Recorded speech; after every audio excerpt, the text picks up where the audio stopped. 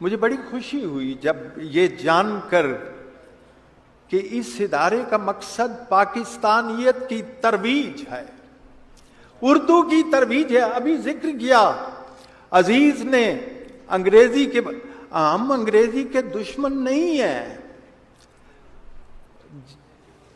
دوستو، انگلش ضروری ہے ہمارے واسطے، فیل ہونے کو بھی ایک مضمون ہونا چاہیے۔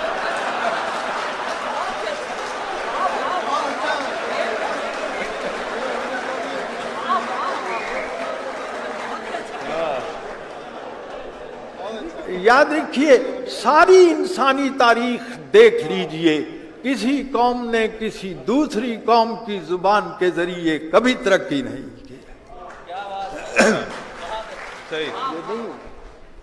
یہ نہیں ہوا، ایسا ممکن ہی نہیں ہے۔ مجھ سے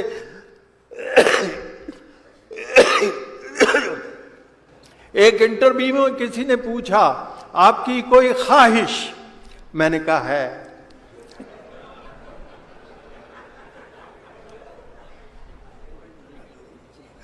خواہش ایسا کہا آور لفظ تو نہیں ہے۔